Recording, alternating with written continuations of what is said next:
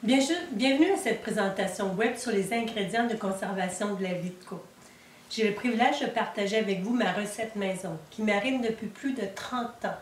30 ans en relation de couple, 30 ans en relation d'aide. Le phénomène des divorces et de la séparation des couples est préoccupante en raison de l'état de déséquilibre et de mal-être de la personne et de son entourage.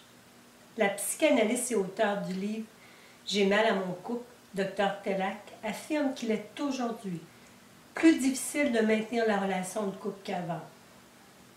Elle explique ce phénomène comme un problème de société. Elle affirme « l'autre est considéré comme un mouchoir jetable. S'il ne répond pas à mes attentes, s'il ne devine pas mes besoins, je le floche. » Elle considère qu'il existe actuellement beaucoup d'immaturité chez les couples. Je ne crois pas que la majorité des gens soient égoïstes, égocentriques, et qu'au bout du compte, vivre à deux est impossible. Mon expérience me permet de dire que les gens qui vivent en couple finissent souvent par s'oublier et par le fait même de ne plus supporter la présence de l'autre. Ils oublient l'essentiel dans leur vie. Qu'est-ce qu'une personne recherche fondamentalement?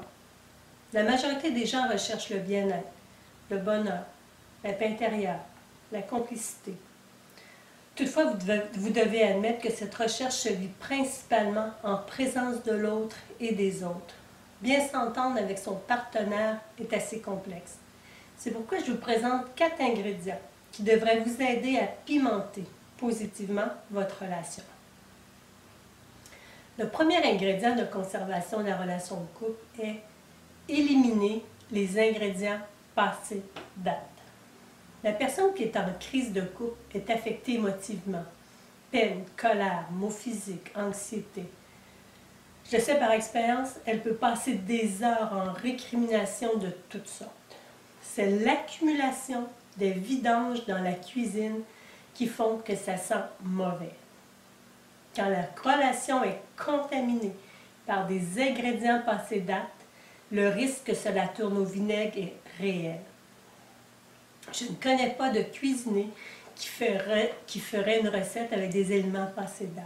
Alors voici la question qui tue.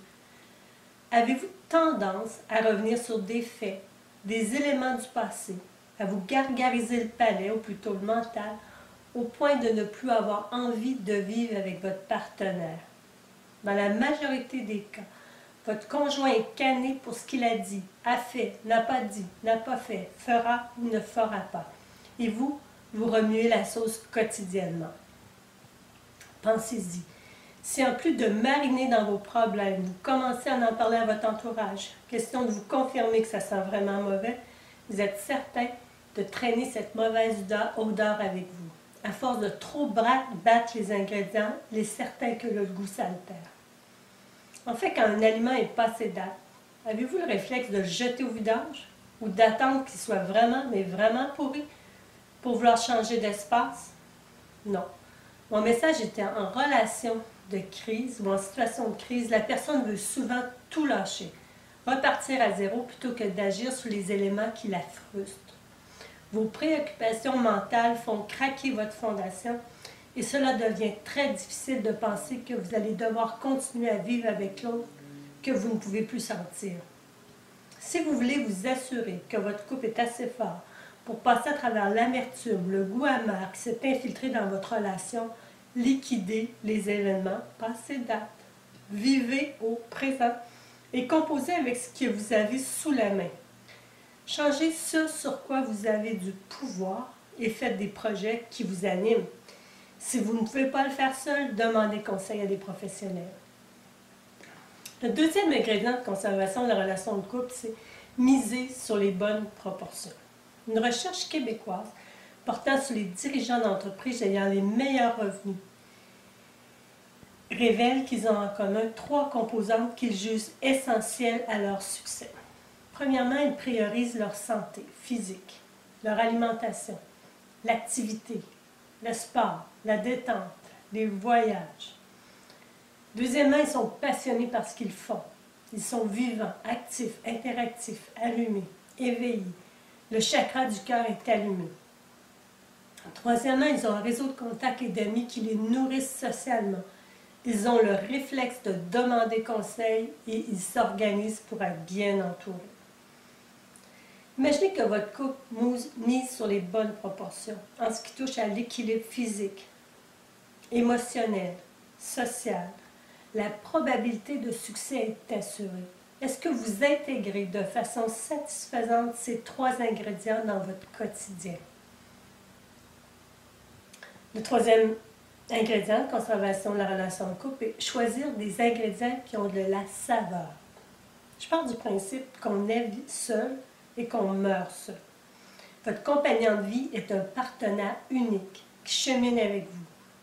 Le problème est que plusieurs couples vivent des relations de dépendance. Ils se critiquent, s'obligent, se boutent, se contrôlent, manipulent.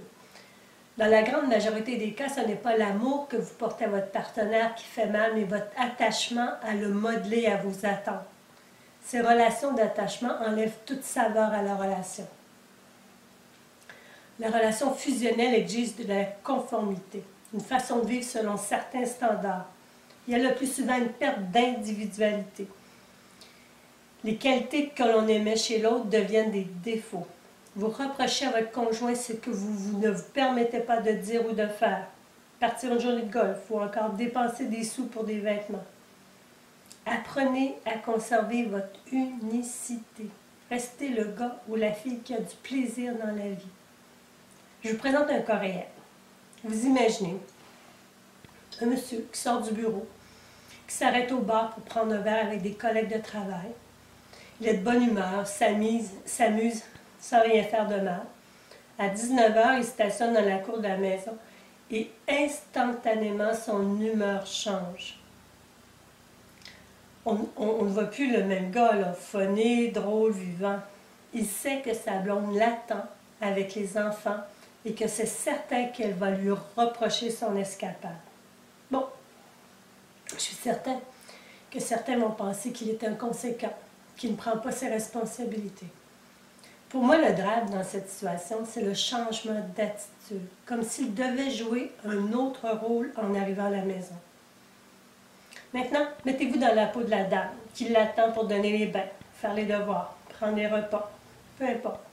On peut s'imaginer qu'elle aussi va changer d'humeur. Votre capacité à reconnaître ces changements d'attitude ou d'humeur est fondamentale. Le moment où vous perdez de votre saveur et que vous tombez dans la retenue, la critique ou le jugement, vous allez constater que l'autre va prendre ses distances. N'importe quel humain va se sauver quand son assiette est trop épicée, salée ou vinaigrée. À vous de donner la saveur que vous voulez donner à votre quotidien. Le quatrième ingrédient de conservation de la relation de couple, c'est mélanger avec attention et délicatesse chacun des ingrédients. La vie en couple serait tellement plus facile si chacun apprenait à se donner de l'attention et de la délicatesse.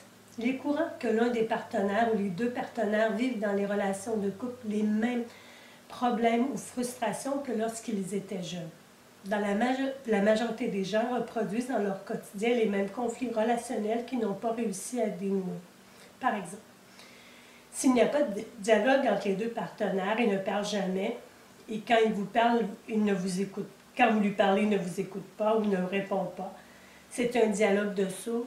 Vous ne savez plus comment réussir à le rejoindre. Vous vivez sur 2 planètes, Vénus et Mars. Vous lui dites que tu es incapable de communiquer.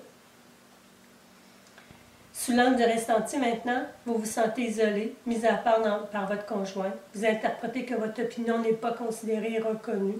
Vous réalisez que cet état intérieur ou ce malade vous paralyse et vous étouffe. Est-ce que vous avez l'habitude d'être écouté et compris par votre entourage? Est-ce que vous receviez de l'attention de vos parents, frères, sœurs?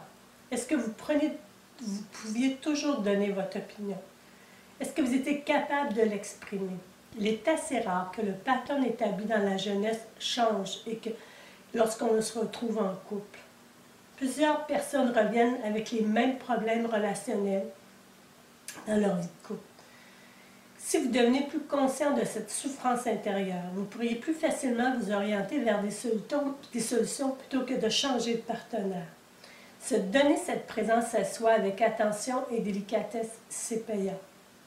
En terminant, j'ai la certitude que vous voulez vivre votre vie de couple de façon harmonieuse. Il n'y a pas de recette magique. Prenez le temps de vous questionner sur ce que vous voulez vivre et saupoudrez les ingrédients avec sagesse. Merci. Anne Dayet, directrice des services professionnels, M'aider plus.